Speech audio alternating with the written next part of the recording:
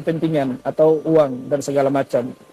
Terus yang kedua teman-teman, saya sampaikan juga agama ini adalah nasihat.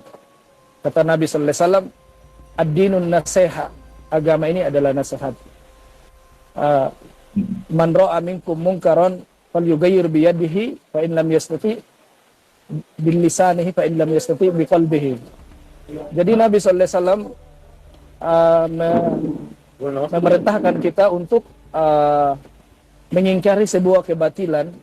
Kalau kalian melihat kebatilan, maka hendak kalian mengingkari dengan tangan, kalau tidak bisa dengan lisan, kalau tidak bisa juga dengan hati.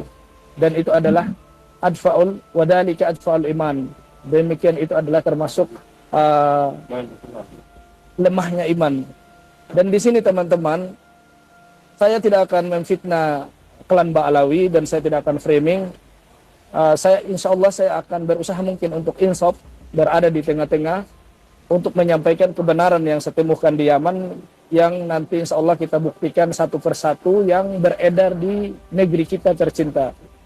Tentang Faqih al-Muqaddam, beberapa ahli tarikh seperti orang-orang ini ahli sejarah tentang Faqih al-Muqaddam ini, memang orang ini didengar begitu saja, tapi tidak ketahui di mana dikubur, matinya di mana nggak ada yang tahu. Cuma didengar. Terkenal. Cuma kalau masalah nggak terkenal, cuma hanya beberapa orang, tergelincir orang yang tahu. Beberapa daerah saya datangi karena mereka mengatakan sohra wal istifadah. Saya pengen buktikan tentang kesohrohnya si Faqih al-Muqaddam itu teman-teman. Ternyata beberapa daerah saya tanyakan tentang Faqih al-Muqaddam itu tidak, kebanyakan 99% orang-orang Yaman tidak kenal. Suhra wal istifadah itu kan seseorang yang dikatakan suhra itu kan dia itu muktabar, sangat terkenal dari ujung ke ujung, dari fatwanya, dari tulisannya, terus dari kitab-kitabnya pasti terkenal. Cuma yang saya temukan tentang Faqih al-Muqaddam di Yaman ini tidak seperti yang diceritakan di Indonesia. Contohnya mereka mengatakan Faqih al-Muqaddam itu mi'raj 70 kali sehari atau 15 kali 25 kali sehari, 27 kali sehari atau 7 kali sehari. Itu hadis-hadisnya di riwayat-riwayat tentang Faqih al-Muqaddam tertulis dalam kitab mereka itu, di dalam Syarah Ainiyah kitab Ba'alawi itu memang tertulis wa fi riwayatihi sab'a wa isyrina marot, terus wa fi riwayatihi sab'ina marot, wa fi riwayatihi sab'a marot. Jadi di situ memang di kitab Ba'alawi mereka memang meyakini bahwasanya Faqih al-Muqaddam, nenek moyang mereka itu mi'raj 70 kali dalam sehari. Dan kalau dalam akidah ahli sunnah wal jamaah itu sepakat tidak ada yang bisa mi'raj kecuali Nabi sallallahu alaihi wasallam. Saya itu sering ke Aden ya, ke Taiz, terus ke Yafi, ke Maho, menanyakan tentang Faqih al-Muqaddam. Itu rata-rata nggak ada yang kenal. Malahan kalau saya tanya tentang Syekh Abdul Qadir Ar-Jilani, itu malah suhroh di kalangan masyarakat Yaman. Dan beberapa lab saya waktu di TikTok itu banyak sekali teman-teman saya tunjukkan sambil lab. Saya tanyakan orang-orang Yaman, dari tentaranya mau dari pelajarnya. Saya tanya tentang Faqih al-Muqaddam dengan Syekh Abdul Qadir Ar-Jilani. Malahan banyak yang menjawab katanya kalau Syekh Abdul Qadir Al-Jilani itu mereka kenal. Tapi kalau Faqih al-Muqaddam wallahu a'lam, nggak tahu kata mereka. Saya beberapa tokoh agama saya temui seperti ulama Syafi'iyah sendiri ya, yang ada di Tarim, yang menentang Umar bin Hafid. Jadi teman-teman, banyak sekali ulama Syafi'iyah yang menentang Umar bin Hafid yang ada itu di Tarim. Mereka itu memiliki dars-dars di masjid di Tarim. Itu sangat banyak yang menentang Umar bin Hafid. Kenapa mereka menentang? karena perbuatannya Umar bin Hafid ini sangat menyelisih akidah, menyelisih pokok kita dalam agama kita. Yang coba bayangin teman-teman, setiap beberapa tahun bisa mereka melahirkan tempat ibadah baru di Tarim. Yang dulu hanya adanya kuburan Hud alaihissalam, yang mereka pun yakini kuburan Hud itu bukan jadi kuburan Hud itu teman-teman bukan diyakini dengan penglihatan mata, bukan diyakini dengan ada saksi yang lihat adanya di tempat itu, bukan. Tapi itu kuburan Hud itu diyakini dengan mimpi. Jadi ada seorang Habib Abu Bakar bin Salim kalau tidak salah, dia mimpi bahwasanya kuburan Hud itu ada di situ, dan dia mimpi kuburan Hud datang berziarah kepada beliau. Wahai Abu Bakar bin Salim, in lam tazurni sa'ajuruka, kalau kau tidak ziarahiku maka aku yang akan menziarahimu. Jadi itu dalam kitab mereka tertulis gitu loh, bahwasanya kuburan Nabi Hud alaihissalam itu sendiri mereka yakinkan, dan mereka bikin kuburannya itu bukan dibangun dengan ilmu, dengan sejarah, bukan juga dibangun dengan penglihatan, tapi dibangun dengan mimpi. Dan itu yang lebih membodohkan lagi, sudah dibangun dengan mimpi, mereka jadikan tempat tawaf. Gitu loh. Ada syekh yang penulis kitab, di antara kitab yang beliau tulis adalah Al-Quburu fil Yaman. Judul kitabnya itu Al-Quburu fil Yaman. Itu Imam Syafi'iyah atau ulama Syafi'iyah yang ada di Tarim, dia membongkar dan membantah habis-habisan tentang adanya kuburan palsu dan membangun kuburan palsu yang dibikin oleh Ba'alawi. Itu sangat terkenal kitab itu, namanya Al-Quburu fil Yaman. Al-Quburu fil Yaman. Itu nama kitabnya. Iya. Saya pernah di lab itu, saya pernah tunjukkan ke teman-teman nama kitabnya. Sampelnya saya pernah tunjukkan. Dan ini ulama Syafi'iyah yang masih lurus, beliau sangat menentang. Dan di dalam kitab itu juga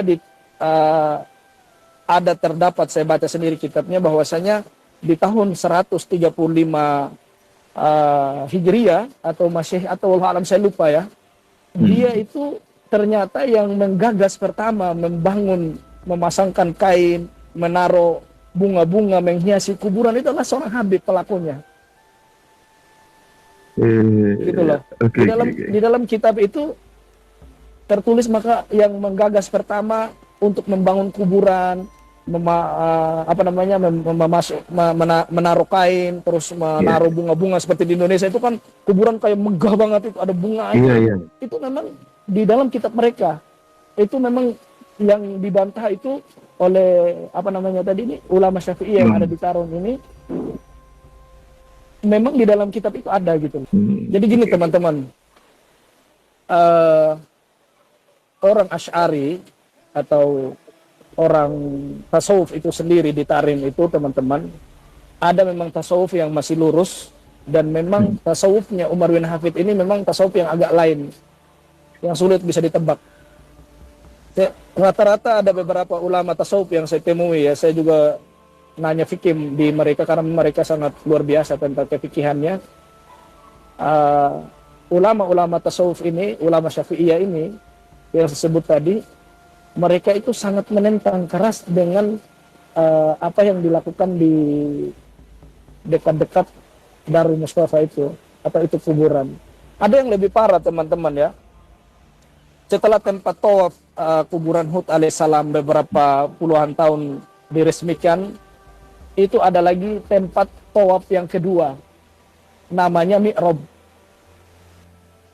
Mi'rab itu mereka namakan mi'rab. Itu kata mereka gelas Nabi sallallahu alaihi wasallam. Dulu Nabi sallallahu alaihi wasallam pernah datang ke Hadramaut dan minum air, gelasnya dia lupa. Gitu loh. Mereka yakini itu, dan gelas itu sekarang dibikinkan seperti dibikinkan sebuah kayak menara gitu, terus untuk ditawafin juga. Gitu. Saya bingung, kata mereka Nabi sallallahu alaihi wasallam pernah ke Hadramaut atau ke Yaman lah, taruhlah. Tapi pertanyaan saya, kenapa Uwais Al-Qarni kok masih jadi tabi'in, nggak jadi sahabat gitu loh. Padahal dia adalah manusia yang Nabi sallallahu alaihi wasallam perintahkan ke Umar ibn Khattab kalau ada seorang laki-laki yang bernama Wais Al-Qarni, minta doa kepada dia. Dia datang dari Yaman. Kalau memang Nabi pernah ke Yaman, kenapa orang-orang ini yang pengen ketemu dengan Nabi tidak jadi sahabat gitu loh. Tetap sejarah mencatat mereka adalah tabi'in. Itu lucu juga, lucu. Jadi kalau bilang Nabi pernah datang minum air, terus gelasnya dia taruh di Hadramaut, kalau menurut saya itu adalah palsu, tidak dibenarkan dalam syariat. Itu adalah cerita-cerita dongeng. Mereka selalu melakukan setiap bulan Sa'ban, kalau nggak Sa'ban, Muharram, mereka ini dari segala penjuru mereka datang keliling kayak Tawaf Ka'bah. Jadi mereka keliling kayak seperti Tawaf Ka'bah begitu. Jadi memang itu kalau menurut saya itu semua bisnis, masalah fulus. Menurut saya itu yang saya pahami itu. Ulama-ulama Syafi'i yang ada di Tarim itu menyerang lewat mimbar, lewat mikrofon tentang kesesatan dan tidak bolehnya hal-hal yang dilakukan oleh Umar bin Hafid yang mereka tentang itu banyak sekali. Gitu. Jadi gini teman-teman, dipahami dulu ya, adanya Duria Nabi atau klan Ba'alawi ini terjadinya 30 tahun yang lalu. Ini ahli-ahli tarikh yang saya temui di Yaman yang mengaku klan Ba'alawi atau sampai detik ini kita kenal di Indonesia Robito Alawiyah, itu terjadinya 30 tahun yang lalu. Dulu yang ada di Yaman itu cuma hanya 2 nakobah. Ada Al-Hasani dan ada Bani Hasim. Dan Ba'alawi dulu mereka mengaku-ngaku mereka dari Bani Hasim. Itu awal-awal mulanya. Awal-awal mulanya mereka belum berani ngaku mereka adalah Habib atau Duria Nabi. Mereka masih menempelkan diri mereka ke Bani Hasim. Ya mungkin di Yaman itu Bani Hasim ini adalah orang-orang bawazir dan pecah-pecahannya seperti itu. Itu sejarah mencatat itu orang-orang ahli tarikh. Kalau teman-teman tahu yang namanya kitab At-Tarikh Hadromiyah, itu kitab sangat ditakuti oleh Ba'alawi. Nama kitabnya itu At-Tarikh Hadromiyah. Itu kitab sangat ditakuti oleh Ba'alawi. Karena kitab ini memang membongkar semua Ba'alawi ketika mereka itu berkuasa di Yaman. Gitu loh. Dengan partai komunisnya. Pernah. Pernah. Itu mereka pernah berkuasa kalau nggak salah di tahun 1800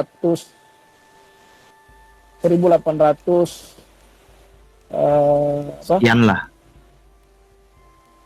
1887, 1886, 85, 89, Ali Abdullah Soleh mengambil alih negara itu kan sekitar tahun 90-an. Tahun 90-an, tahun 1889. Ali Abdullah Soleh jadi presiden. Di saat itu kan di Yaman Selatan itu kan masih dikuasai oleh Partai Komunis. Dan di antaranya pemimpin-pemimpin mereka itu adalah Salim Ali Al-Baido, itu pemimpinnya, presiden Partai Falasaf. Partai apa yang menang dari Partai Komunis itu namanya Ali Salim Al-Baido, terus wakilnya itu Al-Jufri, dan pembesar partainya itu Al-Atos. Orang-orang Bani Hasim atau Bawazir ya. Itu di namanya Ghail Bawazir, adanya itu di dekat Mukalla. Saya pernah tanya tentang klan Ba'alawi ini, apakah mereka Duria Nabi atau tidak. Mereka tidak pernah kenal apa itu Ba'alawi. Yang mereka kenal hanya Al-Atos, Al-Jufri, atau apalah, bin Hafid, dan yang lainnya itu yang mereka kenal. Kalau per orang mereka kenal, gitu loh. Adapun kalau bilang mereka punya nakoba atau punya seperti yang ada di Indonesia Robito Alawiyah, mereka nggak tahu itu. Ada yang lebih ekstrim lagi dari Bawazir ya. Mereka, sebagian Bawazir mengatakan orang-orang ini mengaku Duria Nabi tapi kelakuannya nggak sesuai. Jadi makanya mereka ini ka'annahum fil manam, mereka itu seperti dalam mimpi mengaku Duria Nabi. Itu statement dari Bawazir. Itu sebenarnya sebagian orang Bawazir gitu. Oke. Dan memang di Yaman itu teman-teman, kata Habib itu tukang sampah pun boleh mengatakan itu. Kita katakan Habib boleh.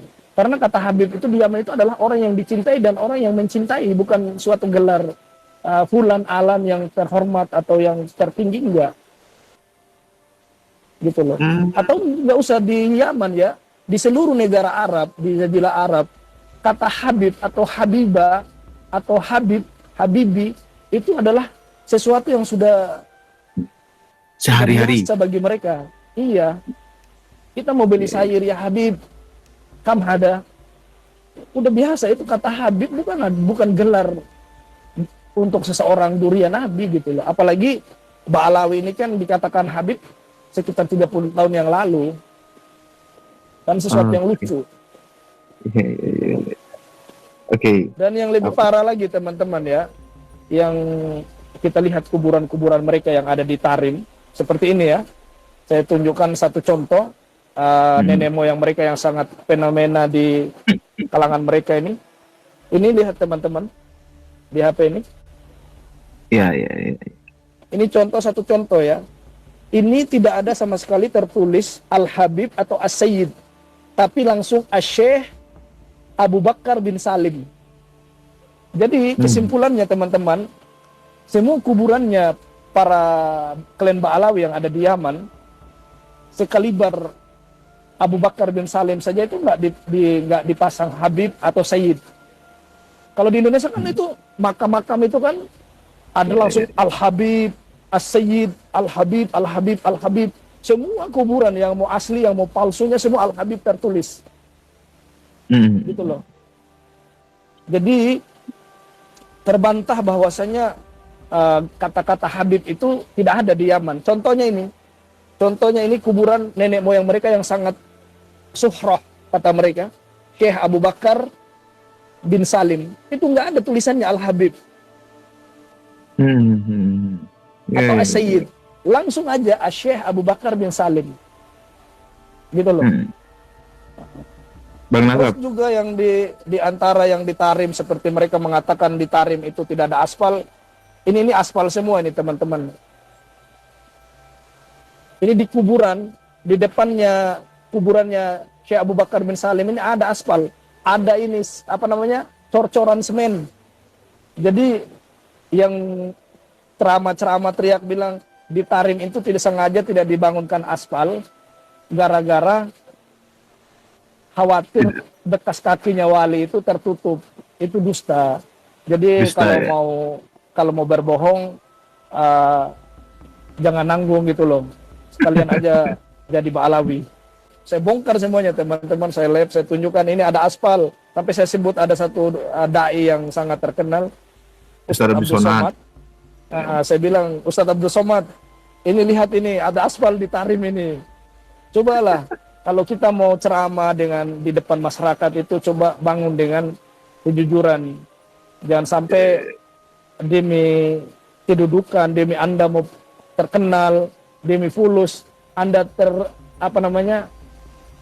buta dalam kebenaran. Itu sangat disayangkan. Percuma belajar jauh-jauh tapi nggak bisa jujur dalam menyampaikan kebenaran. Ini pasir-pasir Inat. Saya memang datang ke sana teman-teman.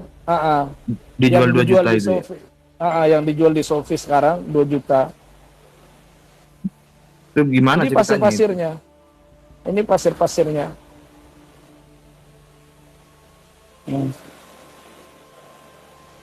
Ini pasir-pasir yang ada di sini ini teman-teman. Sampai saya ini loh,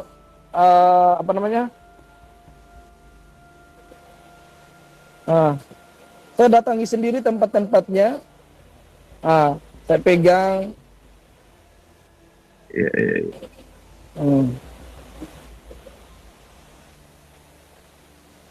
Itu pemakaman apa? Ini pasir-pasir yang mereka akui ini. Ini pemakaman Jambal yang ada di Tarim. Itu yang disebut pasir Inat. Ini pasir yang ada di Jambal. Kalau ada pun yang di pasir Inat tadi, tempatnya kuburannya Syekh Abu Bakar bin Salim. Ini pasir-pasir sekitar sini. Itulah yang namanya pasir Inat. yang mereka Iya. jual di Indonesia. Bang, Ah, Bang Nasar, gimana bang? kita bisnis aja bang, impor Bisnis pasir pasir inat bang. Iya, bisa kita bisa bisa. jualin ke budak-budak Saya Klan bawa Habib satu Alwi. botol, saya bawa satu botol.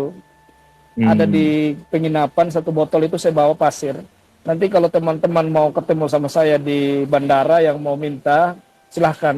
Memang pasir inat itu teman-teman mereka diakui pasir itu. Kalau teman-teman siram di depan warung, misalnya nggak pernah ada orang belanja di warung misalnya ya, disiramkan, diteburkan di depan warung itu, nanti yang datang makan malam, makan siang itu langsung ini Namrud, Raja Harta. Ah, makan malam itu enggak, langsung Namrud sama pasukannya makan malam di warung-warung kalian gitu. Terus enggak. seperti di Ini, toko-toko pakaian, di toko-toko pakaian, hmm, toko-toko apalah.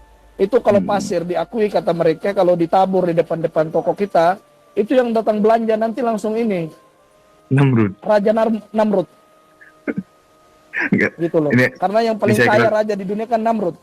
ya, ya, saya klarifikasi dulu. Itu ajaran mereka, Klan Habib Alwi tentang pasir itu. Ajaran mereka. Oh Itu iya, iya. ajaran, Bang. Pada ambil ini. Ah, pada ngambil gitu taruh di botol. Saya juga ada ngambil masukin ke botol. Saya mau bawa ke Tarim, mau tes lip nanti teman-teman kalau mengandung emas, saya mau bawa kirim terus tiap biar di Iya, ini iya, jadikan emas biar cepat kaya. iya, iya. Biar Ini, nggak dawer tuh, nggak dawer kan? ya, ya. Biar gak ada. Karena memang waktu saya juga tidak terlalu banyak. Hmm. Di antara teman-teman yang saya buka di Yaman ini adalah adanya hujan susu. Hmm. Habib-habib ceramah di Indonesia kata mereka ada suatu Habib datang ke Aden. Kata orang Aden, kalau memang kamu adalah seorang wali Allah, seorang Habib, coba datangkan hujan susu. Dan Habib itu pun berdoa, turunlah hujan susu sampai Aden membanjiri hujan susu. Dan saya tanya beberapa ahli tarikh atau imam-imam yang sudah tua di Yaman, mereka belum bilang, ada majnun, ada katanya. Gila, kata mereka. Ada amrun ajib, ini perkara yang sangat aneh, lucu. Gitu loh. Nah, Berarti tidak ada hujan nggak susu itu. ada, itu dusta semata. Terus diantaranya lagi, seperti ada satu wali yang ada di Sihir, daerah Sihir itu teman-teman dekat Wail Bawajir, dekat dengan Mukalla. Jadi dia di pinggir laut sana, daerah Sihir. Itu ada satu Habib juga yang pernah ceramah di Indonesia, katanya ada seorang wali datang ke Indonesia, datang ke Sihir untuk mentes kewaliannya itu kita ketok setiap rumah. Ketok setiap rumah ada, ketok rumah siapa lagi ada. Jadi setiap rumah yang seluruh ada di Sihir itu mereka yakini setiap rumah ada orang ini kayak apa kayak kodok gitu loh. Ketok buka pintu ada lagi. Ketok buka pintu ada lagi. Dan ini saya tanyakan beberapa orang-orang di Yaman yang ada di kota Sihir itu sendiri, orang-orang jangankan orang awamnya, tentaranya pun saya tanyakan. Saya sambil live itu saya tanyakan. Gitu loh. Itu mereka bilang nggak ada yang gila katanya. Mereka anta majnun, mereka malah nuduh saya, ya akhi, idhab ila mustasfa ya akhi, anta marid. Mereka gini nih sama saya. Ada soal. Pokoknya mereka nyuruh saya kalau kamu sakit ke rumah sakit kata mereka. Jadi saya tanyakan tentang wali yang loncat sini loncat ke rumah tiap fulan, rumah Alan itu, saya tanyakan ke mereka, mereka menganggap saya itu stres. Gitu loh. Jadi yang ada di Yaman itu juga yang ada di Sihir itu juga tentang wali yang loncat kayak kodok ini juga nggak benar ceritanya, nggak benar, ya. Ya. nggak benar. Karena lebih. hal-hal seperti itu kan sebenarnya mukjizat kan, gitu loh. Yang memiliki mukjizat kan cuma Nabi. Ya, ya, ya. Kalau karomah mungkin wali Allah. Kalau karomah kita yakini itu wali Allah ada. Apa iya hujan susu didatangkan oleh seorang wali kan lucu. Saya sudah banyak beberapa video teman-teman daerah-daerah yang sudah beredar di YouTube itu ditonton saja. Banyak sekali video-video yang saya di mana sambil lab menanyakan di orang Yaman tentang Fakih Al-Muqaddam. Mereka kebanyakan nggak ada yang kenal. Ya, ya, ya. Mereka kenal yang namanya Fakih. Itu mereka kenal. Fakih itu kan orang yang alim. Orang yang berilmu. Kalau itu sekedar itu mereka kenal. Tapi kalau Al-Faqih, Al-Muqaddam, klan Ba'lawi atau Ba'lawi. nenek moyangnya Ba'lawi nggak kenal mereka.